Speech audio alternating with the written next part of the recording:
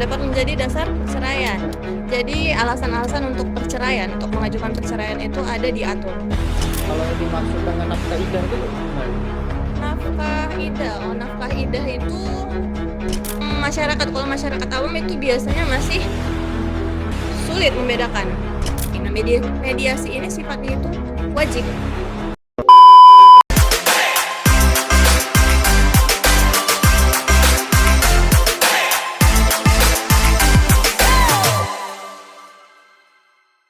Assalamualaikum warahmatullahi wabarakatuh.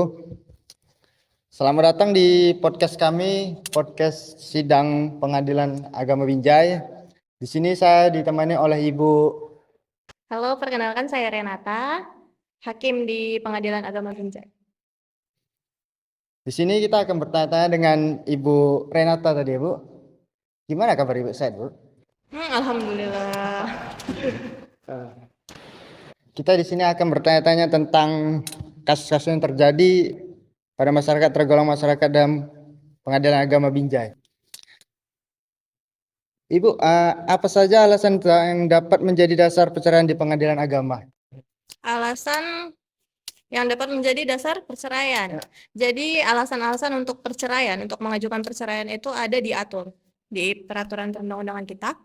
Ada di pasal 19 Peraturan Pemerintah Nomor 9 Tahun 1975. Kemudian juga ada di pasal 116 Kompilasi Hukum Islam. Jadi ada beberapa alasan yang bisa jadi dasar masyarakat untuk mengajukan perceraian. Salah satunya dan yang paling populer itu adalah perselisihan dan pertengkaran terus-menerus dan tidak ada harapan untuk rukun kembali. Jadi biasanya masyarakat paling banyak mengajukan perceraian dengan alasan tersebut.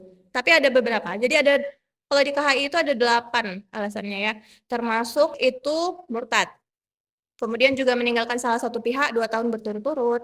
Kemudian juga salah satu pihak menjadi penjudi atau pemabuk. Ada juga salah satu pihak yang melakukan kekerasan atau penganiayaan yang membahayakan pihak lain. Jadi ada beberapa alasan. Itu Bu, bagaimana pembagian harta dalam kasus perceraian? Harta bersama. Iya. Jadi harta bersama itu kan merupakan dampak dari perceraian. Jadi kalau misalnya nggak ada perceraian ya harta bersama juga nggak bisa dibagi. Nah, kalau misalnya suami dan istri telah bercerai, mereka punya hak atas harta yang mereka kumpulkan dalam masa perkawinan mereka. Nah, biasanya di KHI itu dia diatur hak pembagian harta bersama antara mantan suami dan mantan istri itu dibagi 2. Jadi masing-masing mendapatkan sebahagian dari harta bersama yang mereka kumpulkan di dalam masa perkawinan mereka itu. Tapi ada beberapa kasus yang dia kontra legem. Artinya kita lihat juga kontribusi dari salah satu pihak. Misalnya dalam perkawinan itu ternyata istri tidak bekerja, tapi dia punya kontribusi yang besar juga untuk rumah tangganya. Jadi mungkin bisa mendapat bagian yang lebih banyak gitu. Jadi nggak selamanya setengah-setengah. Kalau yang dimaksud dengan nafkah idah itu Bu, gimana? Nafkah idah itu jadi itu hak dari perempuan pasca perceraian. Nafkah idah itu nafkah yang diberikan oleh mantan suaminya selama mantan istri ini menjalankan masa idahnya. Kalau perempuan diceraikan itu ada masa idahnya kan ya, masa tunggu. Masa tunggunya itu 3 bulan 10 hari. Nah, dalam masa itu, mantan suami ini masih berkewajiban untuk memberikan nafkah kepada istrinya dalam masa idah tersebut. Gitu. Kan Bu, itu kalau dalam proses perceraian itu kan ada kayak namanya mediasi. Itu bagaimana proses mediasi di pengadilan? Mediasi. Nah, ada masyarakat, kalau masyarakat awam itu biasanya masih sulit membedakan mediasi yang dilakukan oleh hakim dengan mediasi yang dilakukan oleh mediator di luar persidangan. Kan biasanya kalau ini mahasiswa nih biasanya ikut ini kan ya persidangan masuk ke dalam gitu kan, nanti biasanya ada hakim menanya, gimana Bu, udah bisa ada perdamaian nggak atau apa. Nah, ada yang salah kaprah menganggap bahwa itu tuh adalah mediasi. Padahal proses mediasi yang ada di pengadilan itu mediasi di luar persidangan yang dilakukan oleh mediator. Mediatornya itu di luar dari majelis hakim.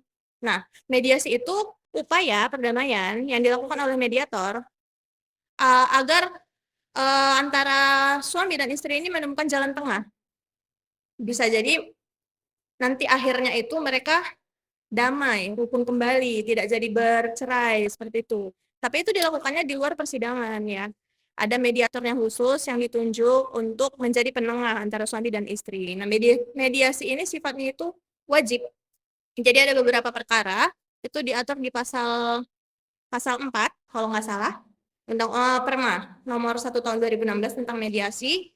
Jadi ada beberapa perkara yang wajib didahului oleh proses mediasi. Salah satunya itu yang paling terkenal ya perceraian. Nah, seperti itu kurang lebih. Itu Bu, bagaimana cara mengeksekusi putusan pengadilan agama itu?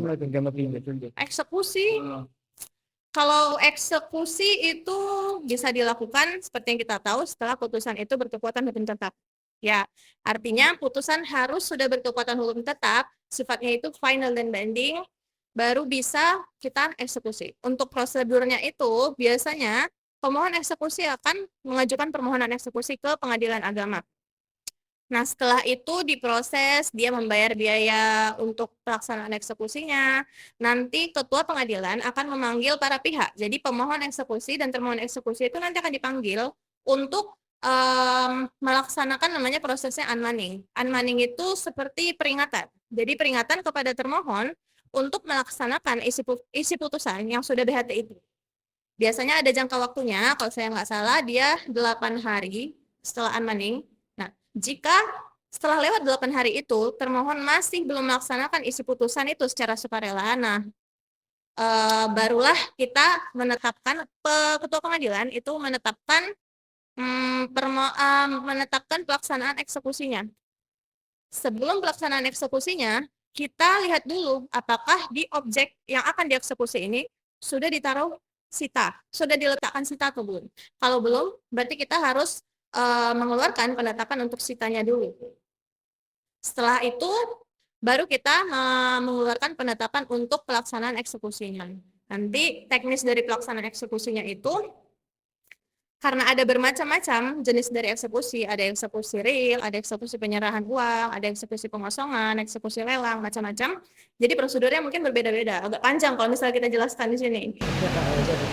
Jadi kan Bu, itu yang dimaksud hak waris dalam hukum waris Islam tuh gimana tuh?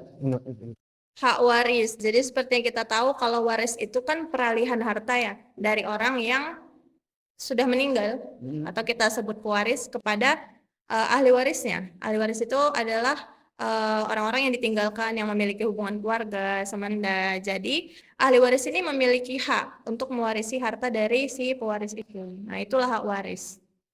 Oke. Mungkin segitu aja teman-teman tentang tanya jawab seputar kasus-kasus di Pengadilan Agama Binjai. Mungkin sekianlah dari podcast kita kali ini. Sampai bertemu di video selanjutnya. Assalamualaikum warahmatullahi wabarakatuh. Terima kasih.